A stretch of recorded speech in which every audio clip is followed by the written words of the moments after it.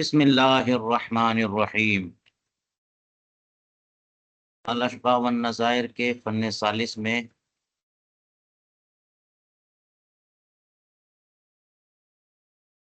فرق و افتراق کے مسائل، یعنی دو امور میں کس کس جہت سے فرق ہوتا ہے وہ بیان کر رہے ہیں۔ تو اب دیکھیے، فرماتے ہیں مفترق فیہ مسح الخف وغسل الرجل۔ یہ بیان نسبتاً آسان ہے، چند مقامات پر کوئی مسئلے میں مشکل اور دقت پیش آتی ہے، ورنہ عموماً آسان ہے۔ تو خف پر مسح اور پاؤں کو دھلنے میں فرق کیا ہے؟ مسح الخف اور غسل الرجل، وضو میں تو پاؤں کو دھلنا ہے، اور اگر خفین پہنے ہوں تو آئندہ جب وضو ٹوٹے گا تو پاؤں دھلنے کی ضرورت نہیں، بلکہ خفین پر مسح کر لینا کافی ہے۔ دونوں میں فرق تو کہتے ہیں یتعقد المسح دونہ، مسح الخفین کی توقیت و تحدید ہے، اور غسل الرجلین کی توقیت نہیں ہے۔ پاؤں دھل لیا تو کوئی لمٹ نہیں ہے، اگر کوئی 2 دن 3 دن 6 دن 8 دن 10 دن تک باقی رہتا ہے، یعنی وضو اس کا باقی رہتا ہے، تو پاؤں کا غسل بھی باقی رہے گا۔ لیکن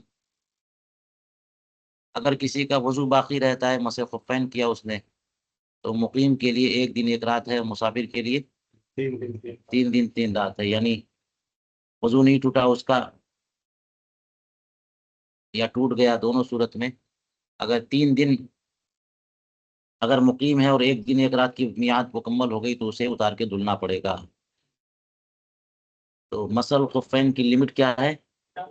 1 دن 1 رات، یا مسافر کے لیے، اور پاؤں دھلنے کی کوئی لمٹ یا کوئی حد نہیں ہے۔ آگے دیکھیے، کہتے ہیں کہ میں نے دیکھا کتب شافعیہ، بعض کتب شافعیہ میں، کہ پاؤں یجوز غسل الرجل المغصوبہ بلا خلاف، رجل مغصوبہ کا دھلنا بلا اختلاف جائز ہے۔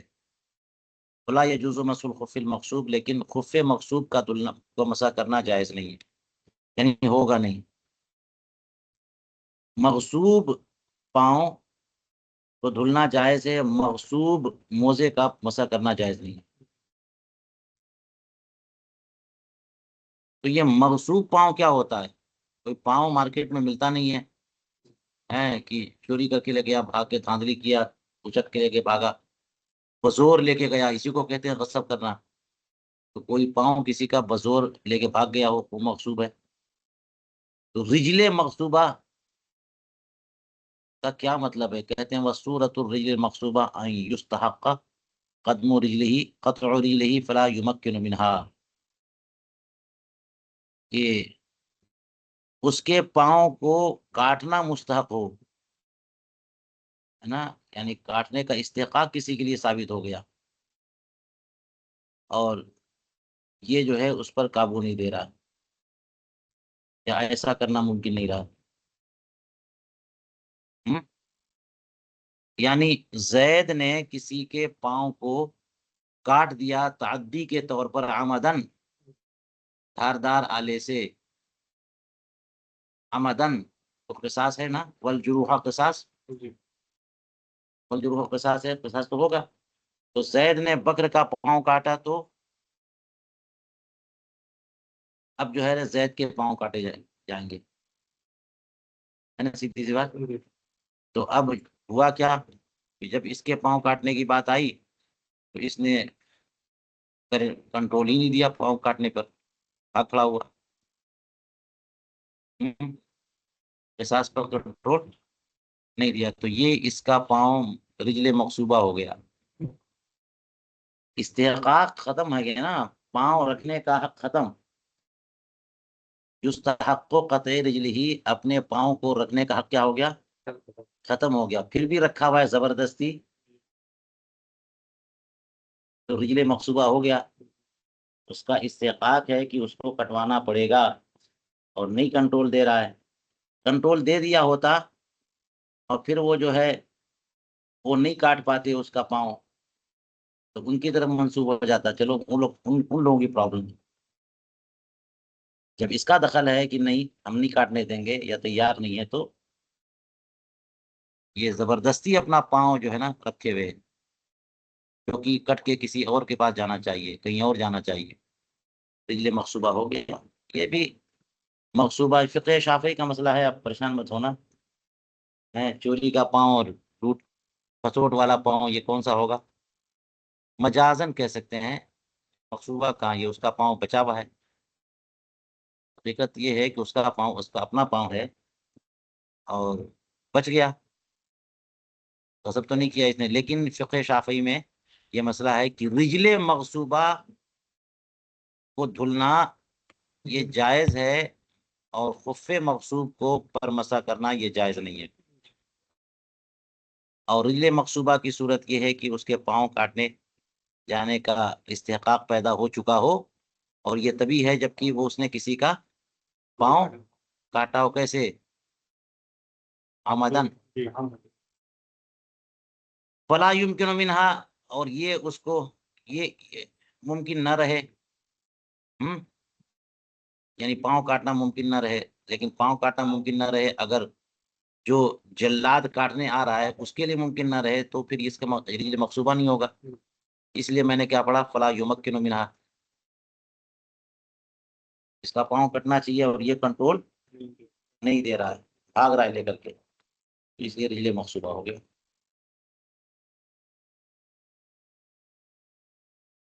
یسن تسلیس الغسل دون المسح، ایک فرق اور نوٹ کریے کہ غسل کی تسلیس سنت ہے، مسح کی تسلیس سنت نہیں ہے۔ غسل رجل اور مسح خف کی بات ہو رہی ہے۔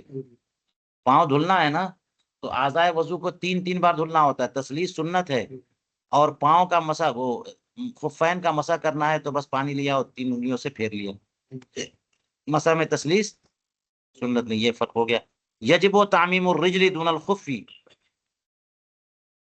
تعمیم الرجل واجب ہے، تعمیم الخف واجب نہیں ہے۔ یعنی جب پاؤں دھلیں گے آپ تو کیا اجازت ہے کہ آپ تھوڑا سا بھی حصہ چھوڑ دیں؟ ہیں؟ پاؤں کے ذرے ذرے ہے نا، رونگٹے رونگٹے پر پانی بہنا ضروری ہے۔ تعمیم الرجل سمجھ گئے؟ پاؤں کے ہر ہر حصے کو شامل کر لینا یہ ضروری ہے، واجب ہے۔ لیکن تعمیم الخف واجب نہیں ہے۔ وہاں تو یہ کہ تین انگلیوں سے نا، پاؤں کی انگلیوں کے سرے سے شروع کرے اور اوپر پنڈلی کی طرف لے کے جائے، ہو گیا۔ نیچے کا پورا حصہ آپ کو مسح کرنا ہی نہیں، اگل بغل کا حصہ مسح نہیں کرنا ہے، تین انگلیوں سے مسح کر لیا، ہو گیا۔ تو کہاں تعمیم ہے یہاں پہ؟ یہ بھی سمجھ میں آ گیا؟ لا تنقضه الجنابۃ بخلاف المسح، جنابت جو ہے مسح الخف کو نہیں، غسل رجل کو توڑتی نہیں ہے، برخلاف مسح الخفین کو کہ جنابت اسے توڑ دیتی ہے۔ یہ تو جنابت کا لفظ ہے، لیکن صحیح یہ ہے کہ جنابت کے بجائے جنایت کا لفظ ہو، پاک کے بجائے کیا ہو جی۔ اور اس پہ جو ہے آپ دیکھ لیجئے حموی اور دیگر اور حواشی، تو آپ کو تفصیل ملے گی۔ الجھن ہو سکتی ہے، دقت ہو سکتی ہے کہ کیا مطلب کہ جنابت جو ہے ناقض غسل رجل ہو اور ناقض مسح خف نہ ہو۔ جنابت سے تو پاؤں جو دھلے تھے وہ ختم نا، اب پھر دھلنا پڑے گا، پھر پاؤں پر پانی جانا چاہیے، اور جنابت سے مسح خفین بھی ختم ہوتا ہے۔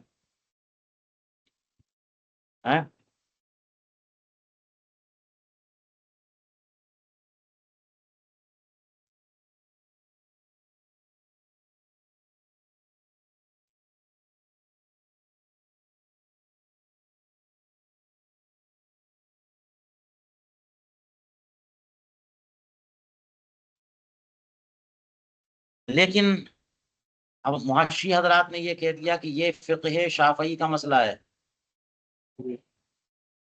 یہ کس کا مسئلہ ہے؟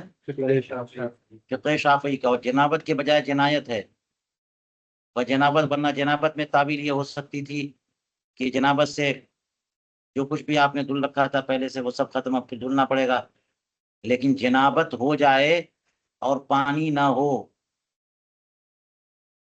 جنابت ہو جائے پانی اور پانی نہ ہو تو کیا کرنا پڑتا ہے جنابت کے لیے؟ تیمم کرنا پڑتا ہے. اور تیمم میں تو پاؤں دھلنا ہے ہی نہیں، تو مسح الخفین کیا ہوگا؟ اگر یہ تقریر کرتے ہیں تو پھر تو غسل رجل کو بھی ضرورت نہیں ہے. یہاں پہ جنابت سے مسح الخفین، غسل رجل ٹوٹتا ہے لیکن مسح الخفین نہیں ٹوٹتا، وہ باقی رہتا ہے. کیا مطلب؟ اس لیے واضح یہ ہے کہ جنابت نہیں بلکہ جنایت. اور جنایت کا مطلب یہی ہے کہ کوئی جرم کیا اور حرام کام کیا پاؤں کے حوالے سے یا خفین کے حوالے سے، جس کا اوپر ذکر گزرا. یعنی چوری کے خفین پہن لیے، تو اس میں یہ ہے کہ خفین پر مسا جو ہے وہ ٹوٹ جائے گا. بات یہ ہے لا تنقض الجنابت، جنابت غسل رجل کو نہیں توڑتی لیکن مسح الخفین کو توڑ دیتی ہے. اور جنایت ہو تو جنایت غسل رجلین کو کے لیے ناقض نہیں ہے بلکہ مسح الخفین کے لیے ناقص ہے. جنایت کا مطلب وہی کہ موزہ چوری کیا اور غیر کا موزہ بغیر اجازت کے پہن لیا، لوٹ لیا، چوری کر لیا اور پہن لیا. امام شافعی کی فقہ میں یہ ہے کہ یہ جو رخصتیں ہوتی ہیں یہ مشروط بالطاعات ہوتی ہیں. یہ بات ذہن میں رکھیے، رخصتیں جو ہوتی ہیں وہ مشروط بالطاعات ہوتی ہے. جیسے آپ نے سنا ہوگا ہمارے یہاں رخصتیں یا اس طرح کی چیزیں مشروط بالطاعت نہیں ہیں، وہ علت کے ساتھ ہاں خاص ہوتی ہیں. جب علت پائی جائے گی تو وہ رخصت ہوگی، نہیں تو نہیں. تو جیسے اس کو وہ رخصت مانتے ہیں سفر میں قصر کرنے کو، تو آپ اگر سفر طاعت والا سفر کریں گے یا مباح سفر کریں گے تو آپ کو رخصت ملے گی کہ آپ روزہ چھوڑ سکتے اور نماز قصر کر سکتے. لیکن چوری کرنے کے لیے آپ نے سفر کیا، ڈکیتی کے لیے سفر کیا یا قتل و قتال کے لیے سفر کیا یا بدفعلی بدکاری کے لیے سفر کیا، تو ایسے سفر میں نہ تو قصر صلاۃ ہے اور نہ روزہ چھوڑنے کی اجازت ہے، کیونکہ یہ طاعت نہیں ہے بلکہ معصیت ہے. تو جو رخصتیں ہیں وہ مشروط بالطاعت ہیں. معصیت کی صورت میں وہ رخصت آپ کو نہیں ملے گی، کیونکہ رخصت نعمت ہے اور معصیت سے نعمت نہیں ملتی. یہ بات سمجھ میں آ گئی؟ ہمارے یہاں یہ نہیں ہے. یہ سب جو ہے نا، یہ طاعت سے ملے معصیت سے نہ ہو، یہ سب علتیں ہوتی ہیں. جب وہ علت پائی جائے گی تو وہ چیز ہوگی.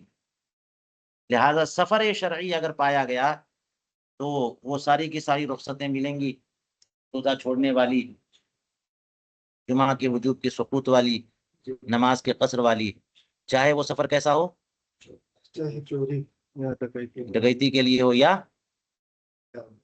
عبادت کے لیے ہو، نیک کام یا عام کام کے لیے، جائز کام کے لیے.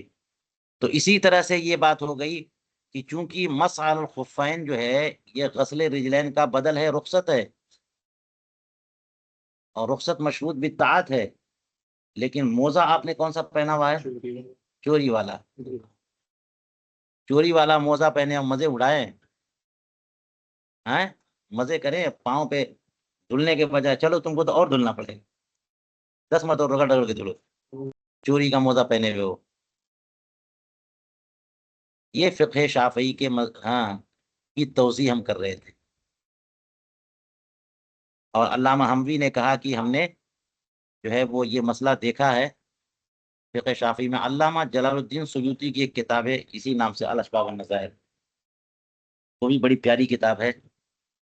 اور الاشباح والنظائر سے کے نام سے بہت ساری کتابیں. امام جلال الدین سیوطی چونکہ شافعی ہیں، فقہ شافعی پر انہوں نے الاشباح والنظائر لکھی. اس میں دیکھا علامہ حموی نے تو یہ مسئلہ اوپر والے مسئلے کے ساتھ لکھا ہوا ہے. کیونکہ اوپر حوالہ دیا ہے، بعد میں حوالہ نہیں دیا، اس لیے ذرا انتشار تو وہی ہے، اس عبارت میں انتشار ہے. کیونکہ اوپر کہا ورأیت فی بعض کتب الشافعیہ، اور بعض کتب شافعیہ سے مراد وہی ہے امام سیوطی کی الاشباب والنظائر، اس میں رجل مقصوبہ اور خف مقصوب کی بات ہے، اور پوری بات یہاں تک فلا یمکن منہا، لیکن اس کے بعد یسن تسلیس الغسل دون المسح، یہ اپنی بات شروع کی، تو پھر لا تنقضہ الجنایۃ بخلاف المسح بیچ میں کیوں آ گئی؟ اس لیے یہ کہا بعض شارحین نے، یہ لا تنقضہ جو ہے یہ اوپر ملحق ہونا چاہیے فلا یمکن منہا سے، تاکہ وہ سب اسی کا ایک حصہ رہے، فقہ شافعی کا حصہ۔ ہمارے یہاں یہ نہیں ہے کہ جنایت جو ہے وہ ناقض غسل رجل ہو اور ناقض غسل رجل تو نہ ہو اور ناقض مسا ہو، مسا جائز نہ ہو، چاہے چوری کا خف ہو یا صحیح ہو، اگر پہن لیا ہے وہ ساتر ہے، ساری شرطیں پائی جا رہی ہیں تو اس پر مسا کر سکتے ہیں، اور جنایت جو ہے نا مسا کو توڑے گی نہیں۔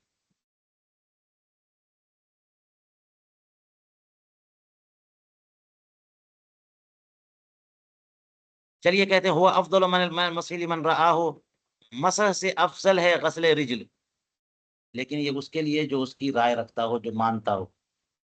مسح الخفین کو جو مانتا ہو اس کے لیے غسل رجلین افضل ہے۔ روافظ جو ہے مسح الخفین کو نہیں مانتے، اور بہت سارے لوگ مسح الخفین کو نہیں مانتے، اور یہ مسئلہ واقعتاً مشکل تھا، تو امام اعظم ابو حنیفہ رضی اللہ عنہ نے فرمایا کہ ما قلت بالمسح الخفین حتی جاءنی مثل ضوء النہار، اس وقت تک میں مسح الخفین کا قائل نہیں ہوا جب تک کہ میرے پاس دلائل چڑھتے ہوئے سورج کی طرح نہ آ گئے، کیونکہ قرآن پاک پر اضافہ اور زیادت کی بات تھی اور تخصیص کی بات تھی۔ قرآن پاک جو ہے وہ وَأَرْجُلَكُم مِّنَ الْكَعْبَيْن، اور اگر مجرور والی قرأت مانے تب بھی جر جباری باندھ کر کے وہ مغسولات پر عطف ہے، نہ کہ ممسوحات پر، تو پاؤں کو دھلنا ضروری ہے۔ تو پھر یہ مسح کیسے؟ تو جب تک کی روایتیں مشہور نہ ملیں گی جو شہرت کی حد تک پہنچی بھی ہوں، تب تک اس آیت کی تخصیص نہیں ہو سکتی، ٹھیک ہے؟ اس لیے کہتے ہیں کہ مسح الخفین یہ رخصت ہے، افضل جو ہے وہ غسل رجلین ہی ہے، لیکن اس کے لیے جو اس کا قائل ہو، کیونکہ اس کا قائل ہونا اب ضروری ہو گیا۔ اسی لیے اہل سنت والجماعت کی مثال امام اعظم ابو حنیفہ نے الفقہ الاکبر میں یہ دی کہ حب الختنین تفضیل الشیخین وحب الختنین والمسح الخفین، کیا مسح الخفین کرنا ضروری ہے؟ کیا نہیں ضروری نہیں ہے، بہتر ہے آپ مسح الخفین نہیں کریے، آپ اتار کے پاؤں دھلیے، افضل ہے۔ لیکن اتنی حدیثیں اس میں آ گئی ہیں کہ اب کوئی انکار کرے گا نا تو اس کا خطرہ ہے، گمراہی کا دروازہ اس کے لیے کھل گیا، ٹھیک ہے؟ تو اس لیے کہتے ہیں کہ یہ مسح الخفین کے مقابل پاؤں دھلنا یہ افضل ہے، لمن رآ ہو، جو اس کے جواز کا قائل ہو۔ کس کے جواز کا قائل ہو؟ اور جو اس کا قائل نہ ہو، اس کا منکر ہو، اس کے لیے تو وہی افضل ہے نا، بلکہ ضروری ہے کہ کرو۔ مفترق فیہ مسح الراس والخف، اس حد تک جو ہے سر کا مسح اور خفین کا مسح آپس میں ایک دوسرے سے فرق رکھتے ہیں۔ تو مسح خف اور غسل رجل کا فرق تھا، مسح راس اور مسح خف کا فرق ہے۔ یسن استیعاب الراس دون الخف، سر کا استیعاب مسنون ہے، خف کا استیعاب مسنون نہیں ہے۔ سر کا مسح کرنا ہے تو مقدار ناسیہ فرض ادا ہو جائے گا نا، لیکن استیعاب سنت ہے، اور خفین کے مسح میں استیعاب سنت نہیں ہے۔ لو ثلث مسح الراس لم یکرہ، اگر سر کے مسح کو 3 بار کر لیا تو مکروہ نہیں ہے۔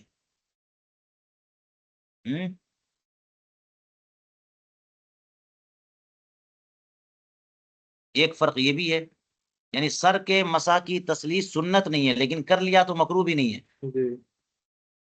وَإِن لَّمْ يُنْدَبْ، اگرچہ مستحب نہیں ہے کہ تسلیث مسح کریں، بلکہ استیعاب مستحب یا مسنون ہے۔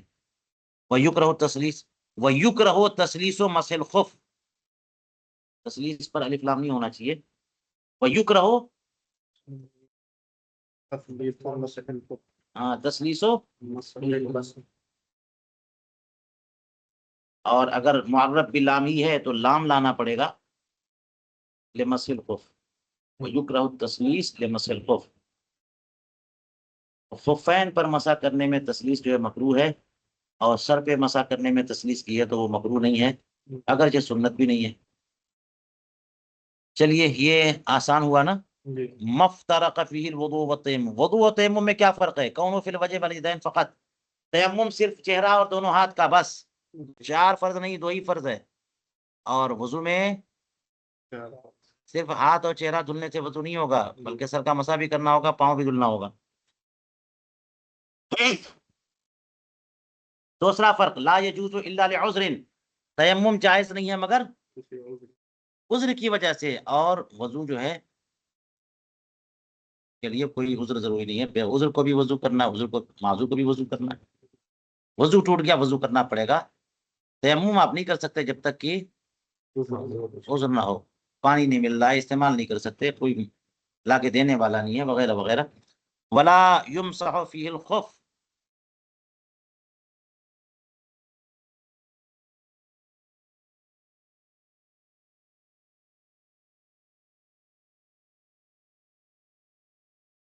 اور تیمم میں ایک فرق یہ بھی ہے تیمم اور وضو میں، کہ تیمم میں مسح خفین پر نہیں ہوتا، وضو میں خفین پر مسح، آپ نے پاؤں دھل کر کے خفین پہن لیا، اب اگلی بار وضو ٹوٹے گا تو 1 دن کے اندر اندر تو آپ وضو اعادہ کرو گے، چہرہ دھلو گے اور ہاتھ دھلو گے، سر کا مسح کرو گے، خفین پر مسح کر سکتے، لیکن تیمم میں خفین پر مسح نہیں، بس وہی ہاتھ اور چہرہ۔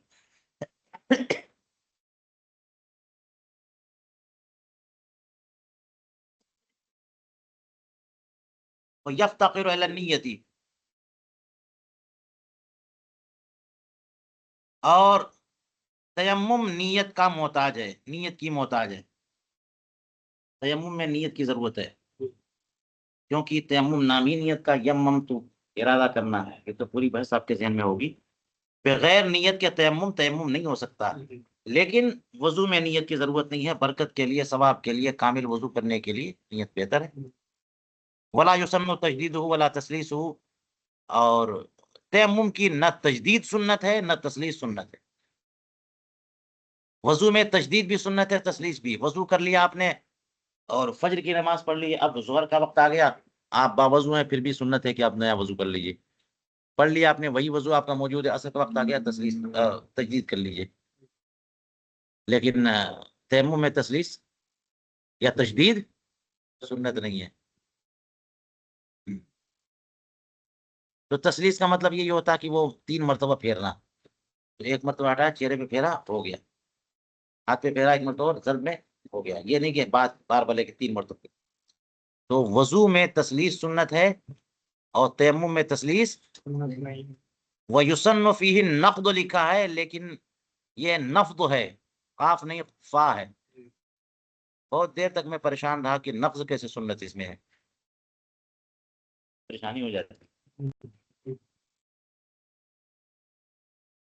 اب دماغ لگاؤ کیا ہے کیا ہے، تو بہت غور کرنے پہ پتہ چلا کہ یہ نفض نہیں ہے بلکہ نفض ہے، نفس تو جھاڑنا، یعنی تیمم میں نفس سنت ہے، تیمم کا طریقہ جہاں پہ آپ کو ملے گا وہ بتائیں گے کہ جو ہے نا گرد و غبار پہ یا جن سے ارد پہ ہاتھ مارے اور ایسے ایسے کر کے نفض کر لے، کیونکہ گرد و غبار چہرے پر ملنا پاؤڈر کی طرح یہ تھوڑی کسی نے کہا ہے نا، لیکن ایسے بھی تالی کی طرح بھی نہیں، کیونکہ جب تالی کی طرف لگائیں گے آپ اس طرح سے تو وہ مستعمل ہو جائے گا، اس لیے نفس ایسے گرد و غبار جھڑ جائے اور امساک رہے اس پہ، یعنی مساس رہے، اب جا کر کے چہرے پہ مل لیجیے، اسی طرح پھر کریے اور نفس کر کے۔ تو تیمم میں کیا سنت ہے؟ نفس سنت ہے، اور وضو میں نفس سنت نہیں ہے، جیسے سر کا مسا بھی کرتے ہیں تو پانی لیا، یہ تھوڑی کہ جھاڑ دیجیے ایسے کر سنت، تری رہنے تو وہاں پہ۔ وَيَسْتَوِي فِيهِ الْحَدْثُ الْأَصْغَرُ وَالْأَكْبَرُ، تیمم میں حد سے اصغر اور حد سے اکبر برابر ہے، وضو میں نہیں ہے، وضو میں تو حد سے اصغر سے وضو ہوتا ہے، حد سے اکبر سے وضو نہیں ہوتا ہے، غسل کرنا پڑتا ہے، لیکن تیمم میں دونوں برابر ہے۔ مَفْتَرَقَ فِيهِ مَسْحُ الْجَبِيرَةِ وَمَسْحُ الْخُفِّ، پٹی پر مسا اور خفین پر مسا میں کس کس چیز میں فرق ہے؟ لا یشترط شد علی وضوء، ہاں پٹی کو وضو کر کے باندھنا شرط نہیں ہے پٹی پر مسا کرنے کے لیے، لیکن خفین پر مسا کرنے کے لیے ضروری ہے کہ پاؤں دھلیں اور پھر اس کے بعد پاؤں پہنیں۔ پاؤں دھلنے کے بعد خفین آپ پہنیں گے، اب جا کر کے آپ آئندہ مسا کریں گے۔ پاؤں دھلنے کے بعد اگر آپ نے خفین پہنے ہیں تو اب جا کر کے جب وضو ٹوٹے گا تو خفین پر مسا کریں گے، لیکن پٹی اگر لگا لی گئی ہے زخم کی وجہ سے تو اس پٹی پر وضو کرتے ہوئے پٹی پر مسا کریں گے، لیکن یہاں یہ ضروری نہیں کہ جب پٹی باندھا تھا اس سے پہلے دھل چکے ہوں، خفین کے لیے ضروری تھا کہ اس کے نیچے دھل چکے ہوں۔ تو وہی کہتے ہیں کہ یہ شرط نہیں ہے کہ پٹی کو باندھ لیا جائے وضو پر، یعنی وضو کرنے کے بعد، لیکن خفین میں شرط ہے۔ اسی طرح کہتے ہیں وَيُشْتَرْطُ لُبْسُهُ عَلَى كَمَالِ الطَّهَارَةِ، خف میں یہ شرط ہے کہ کمال طہارت پہ پہنا جائے۔ ہاں جی کیا پہنا جائے؟ ہاں، اور اس کی تفصیل آپ شرح وقایہ وغیرہ میں دیکھیے گا، بڑی لمبی گفتگو فرمائی ہے۔ کمال طہارت پہ پہنا جائے یہ نہیں پہنا ہوا ہو، کمال طہارت پہ پہنا جائے اس کا مطلب یہ ہوگا کہ پورا وضو کرنے کے بعد پہنے، ہے نا، تب نہ کمال طہارت پہ پہنا جائے، وہ پہنا ہوا ہو کمال طہارت پہ، اس کا مطلب یہ ہوا کہ پاؤں پہلے آپ نے الٹا وضو کر لیا کسی نے، ہمارے یہاں ترتیب فرض تو ہے نہیں، اگر کسی نے کیسا کیا وضو، پہلے پیر دھل لیا کہ چلو مسافر ہے پیر دھل کے کنارے کرو پہلے، پھر آرام سے ہاتھ چہرہ دھلیں گے، اور دھل کر کے پوچھ پاچھ کر کے وہ فین پہن لیا، ابھی وضو مکمل نہیں کیا، تو یہ بھی ٹھیک ہے، لیکن اس کے لیے ضروری ہے کہ اب جو وضو کرے گا نا تو حدس ہو پورا وضو کرنے کے بعد، ابھی حدس ہو گیا وضو نہیں کیا تو اب اتارنا پڑے گا، تو پہلے پاؤں دھل لیا اور خفین پہن لیے، اب اس کے بعد آرام سے وضو کے باقی کام کیے، وضو کر لیا مکمل، اور وضو کرنے کے بعد اب جو کبھی وضو ٹوٹے گا مسافر کے لیے 3 دن 3 رات اور مقیم کے لیے 1 دن 1 رات، تو وہ مسح الخفین کرے گا۔ اس کا مطلب یہ ہوا کہ دھل کر کے پہننا ضروری ہے، لیکن جبیرہ کے لیے ضروری نہیں ہے کہ وہاں دھلا ہو پھر اس کے بعد جبیرہ لگایا، پٹی لگائی، بات ہو گئی۔ وَتَجْمَعُ مَعَ الْغَسْلِ بِخِلَافِ مَسْحِ الْخُفِّ، ہاں اس کا کیا مطلب ہو سکتا ہے؟ اس کا مطلب یوں سمجھیے کہ خفین پر مسح کرنا غسل کے ساتھ جمع نہیں ہو سکتا،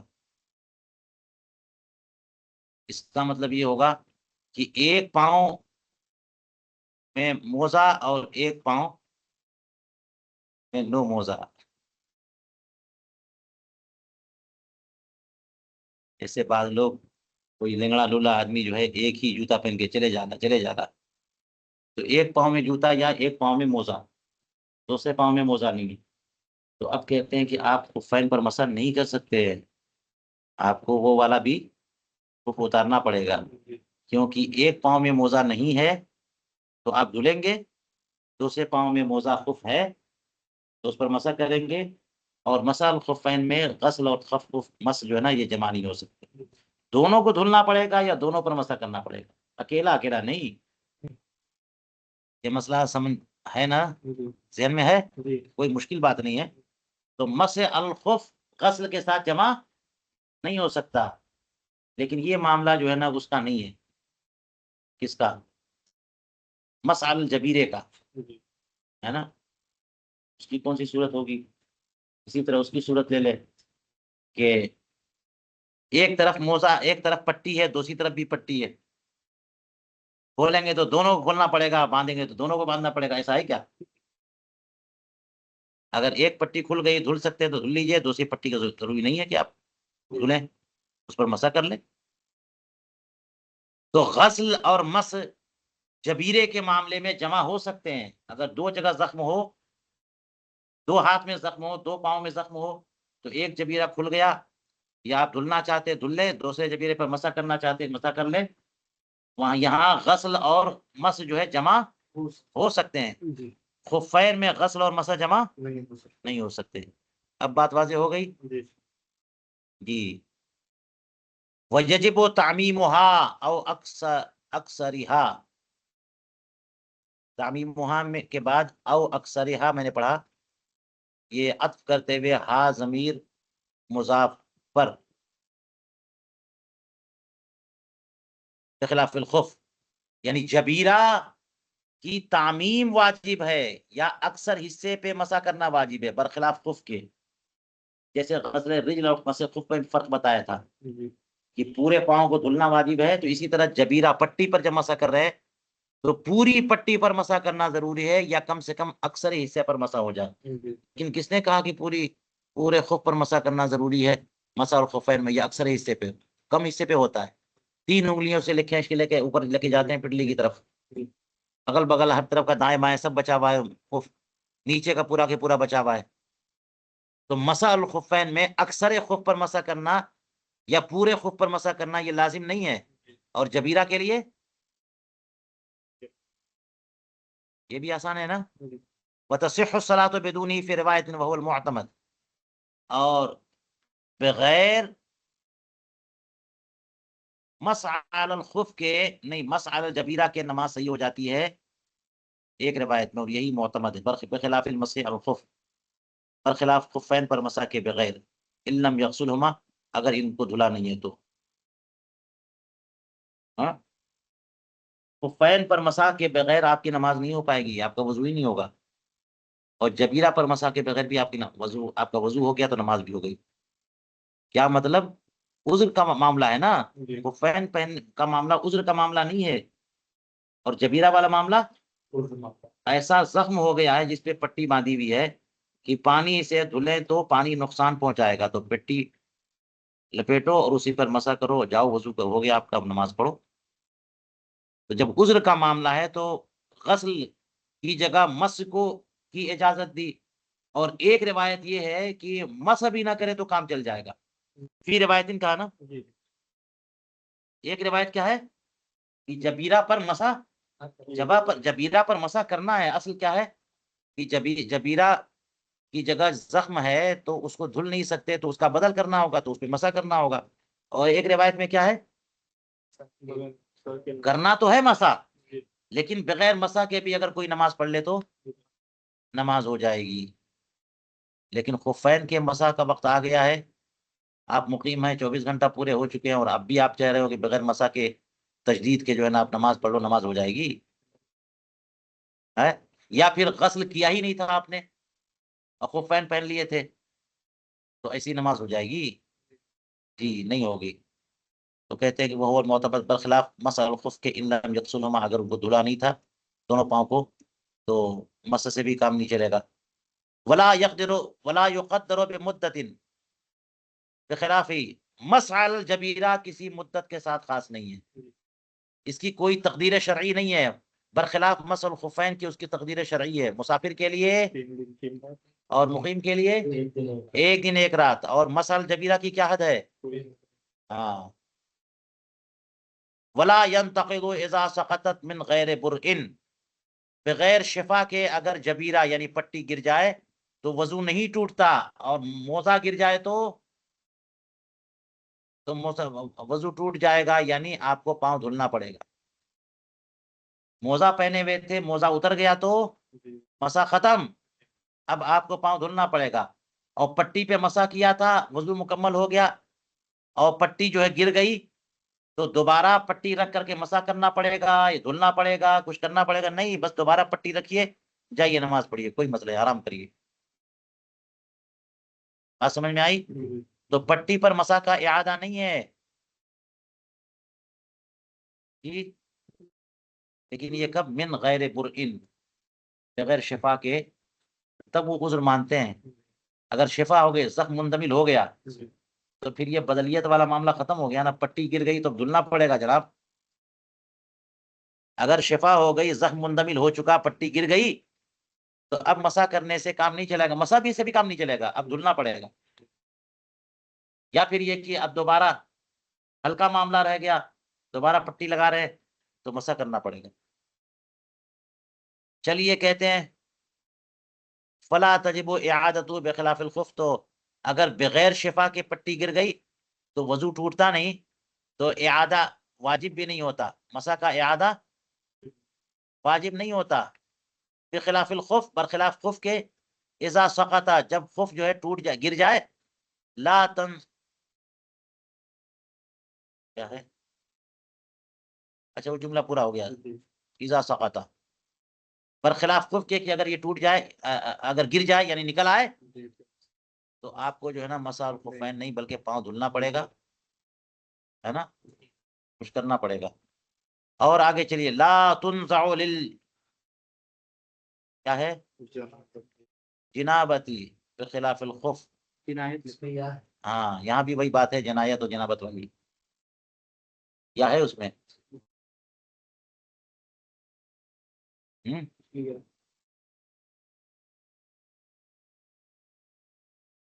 ہاں ٹھیک ہے، جنابت بھی چل جائے گا۔ تو جنابت کی وجہ سے جبیرہ بولنا واجب نہیں ہے، معذور ہے نا بندہ، تو وضو میں بھی اجازت ہے کہ اس پر مسح کر لے، تو جنابت میں بھی جب غسل کرے گا تو اجازت ہے کہ اس کو نہ دھلے پھر مسح کر لے، ٹھیک ہے۔ برخلاف خف کے کہ اگر جنابت ہو گئی تو موزہ اتارنا پڑے گا، جنابت کی وجہ سے جبیرہ اتارنا ضروری نہیں ہے، خفین اتارنا ضروری ہے۔ وَإِذَا كَانَ عَلَى عُضْوٍ جَبِيرَتَانِ فَسَقَطَتْ إِحْدَاهُمَا أَعَادَهَا بِلَا إِعَادَةِ مَسْحِهَا بِخِلَافِ نَزْعِ أَحَدِ الْخُفَّيْنِ، اور اگر کسی عضو پر دو پٹیاں لگی ہوئی ہیں، ایک گر گئی تو اسے دوبارہ وہاں لگا لے گا بغیر مسح دوبارہ کیے ہوئے، دو پٹیاں ایک گر گئی تو اس کو اٹھا کر کے دوبارہ وہاں لگا لے، مسح دوبارہ کرنے کی ضرورت نہیں ہے۔ برخلاف خفین میں سے اگر ایک اتار لیا ہے نا تو دوسرا بھی اتارنا پڑے گا۔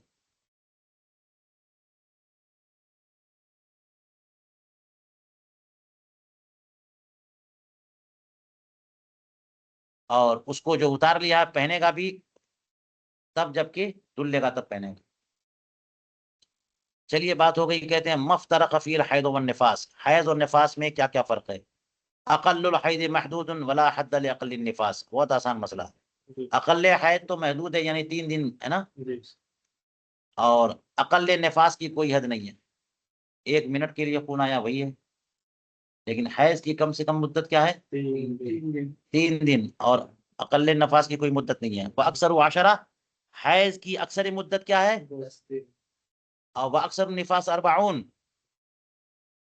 اور نفاس کی اکثر مدت 40 دن۔ بہت آسان مسائل ہے، بالکل قدوری والے مسائل آ گئے، لیکن اب آئیے پھنسیے آپ لوگ۔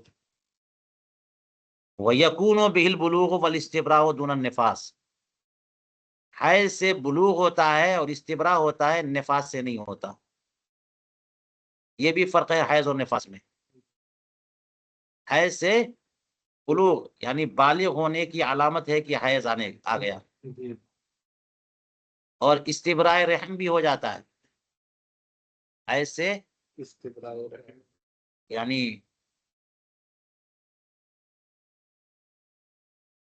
باندھی ہے اس کو، وہ کسی کی موتوا تھی، آپ کے پاس آ گئی، خرید لیا یا ہبہ ہو گئی، ہبہ کر دیا اس نے، تو آپ اس سے نہیں مل سکتے جب تک کہ استبراء رحم نہ ہو جائے۔ ہوگا کیسے استبراء، حیض آ جائے تو استبراء ہو گیا۔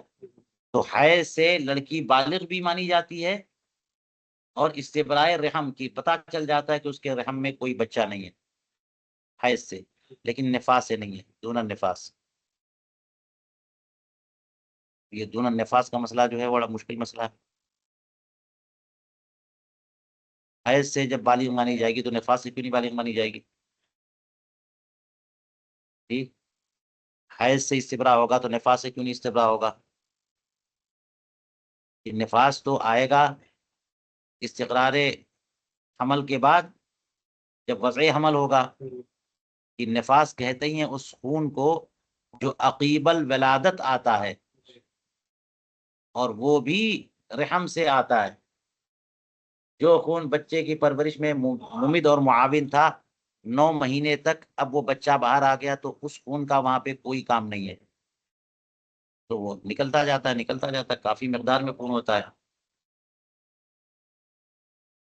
تو نفاس فرع ہے حمل کی اور حمل فرع ہے حیض کی، تو حیض سے جب بلوغ ثابت ہے تو نفاس سے بھی ہونا چاہیے ہے، اس لیے یہ مشکل مقام ہے۔ دیکھیے تو کیا لکھا ہے، کچھ لکھا کہ نہیں لکھا؟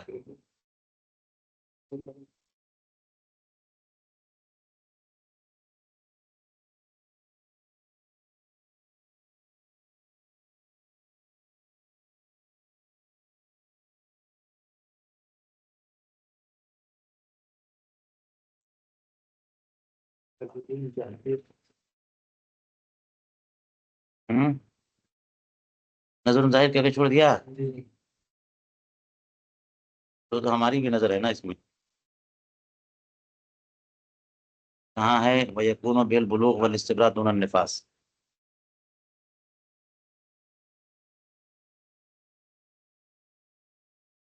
أي يتحقق البلوغ بالحیض دون النفاس ويتحقق بالاستبراء دون النفاس، نفاس سے استبراء نہیں ہوگا، حیض سے استبراء ہو جائے گا، فهو من قبیل الحذف من الاول لدلالة الثاني، هذا تقریر کلامی وفيه نظر ظاہر۔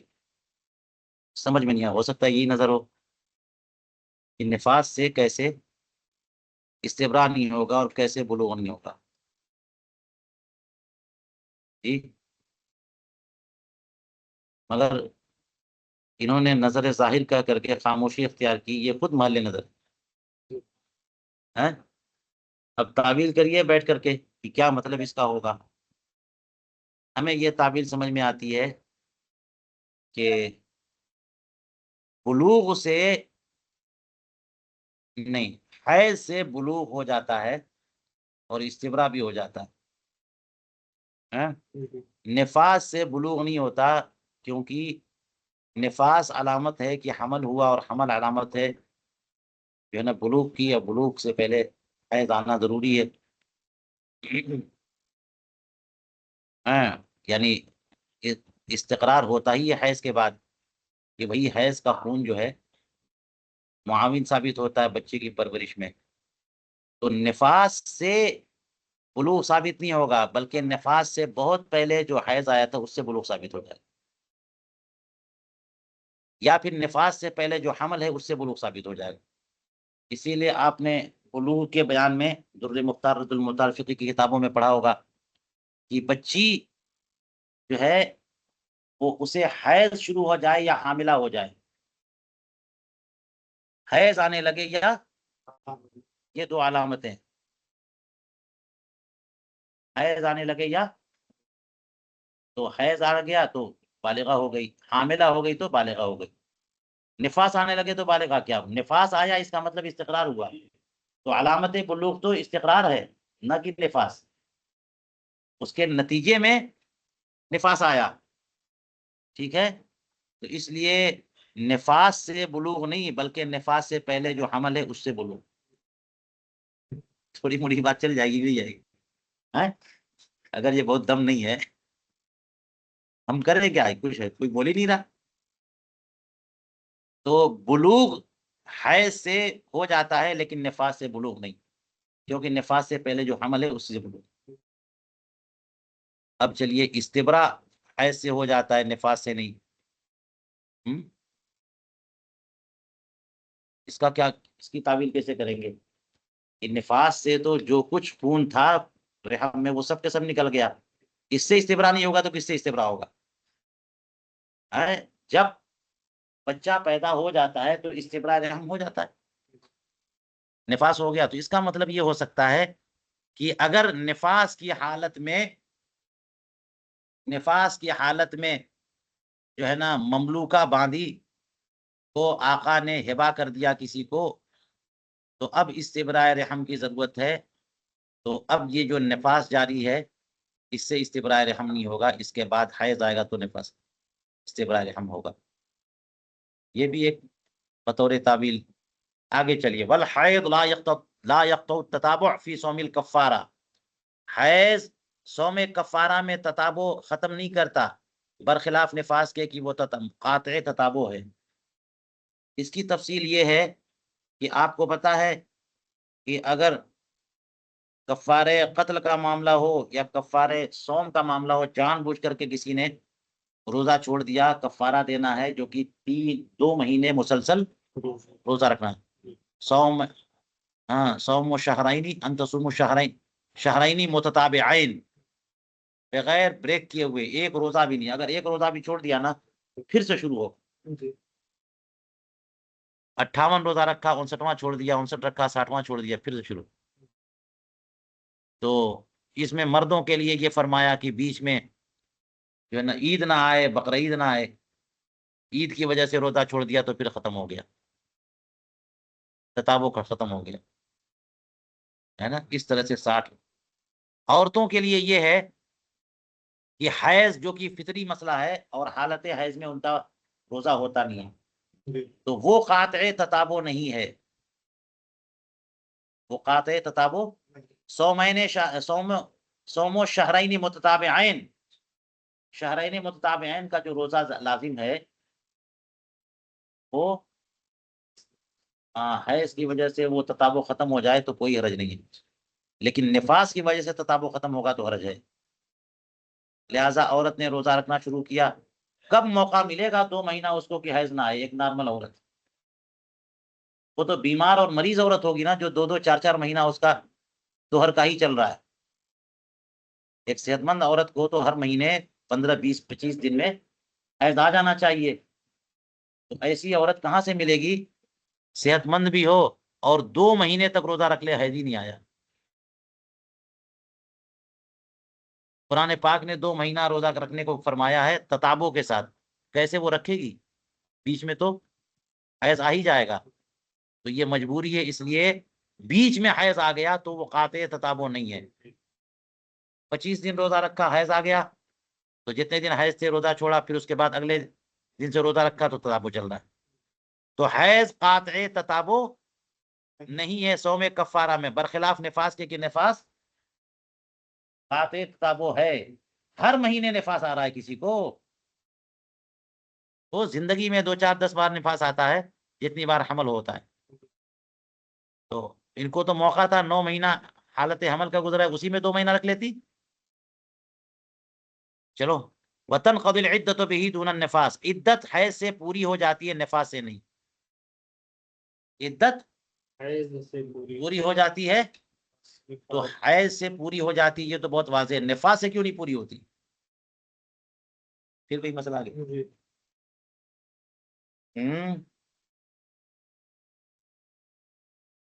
دیکھو کیا لکھا،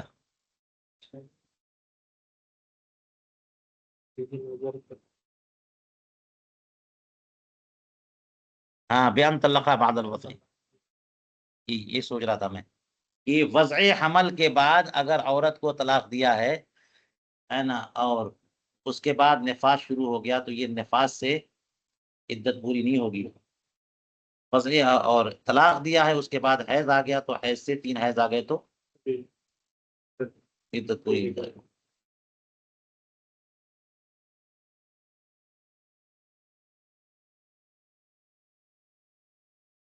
وَيَحْصُلُ بِهِ الْفَصْلُ بَيْنَ طَلَاقَيِ السُّنَّةِ وَالْبِدْعَةِ بِخِلَافِ النِّفَاسِ، اور حیض سے طلاق سنت اور طلاق بدعت کے درمیان فصل اور فرق واضح ہو جاتا ہے، برخلاف نفاس کے۔ آپ کو پتا ہے نا کہ طلاق سنت، طلاق بدعت، حالت حیض میں طلاق دیں گے تو طلاق بدعی ہے، حالت حیض میں طلاق دیں گے طلاق بدعی ہے، طہر میں طلاق دینا ہے، حالت نفاس میں طلاق دیں گے وہ تو بھی طلاق بدعی ہے، تو حیض سے ہی جو ہے طلاق سنت اور طلاق بدعت کا فرق واضح ہوتا ہے۔ حیض آ گیا، اب آگے طہر آئے گا تو یہ طلاق سنت ہے، پھر حیض آیا، پھر اس کے بعد طہر آیا تو وہ طلاق سنت۔ یہ نفاس سے نہیں ہوتا کہ نفاس انتظار کیا اور پھر نفاس ختم ہو گیا تو پھر طلاق سنت ہو، تو طلاق سنت اور طلاق بدعت میں فاصل کون ہے؟ حیض ہے، نفاس نہیں ہے۔ فہیہ سبعۃ، تو حیض اور نفاس میں 7 فرق ہے۔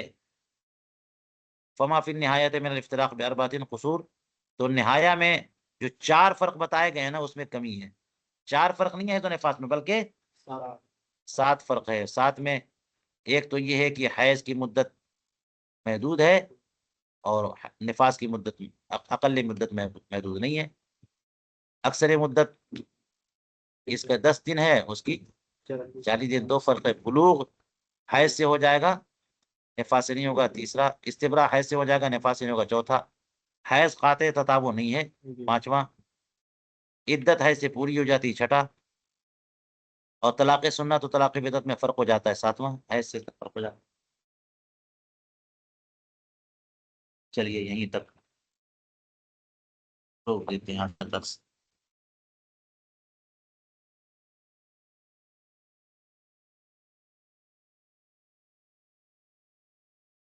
چلیے، کسی کو کچھ پوچھنا ہے تو پوچھیے۔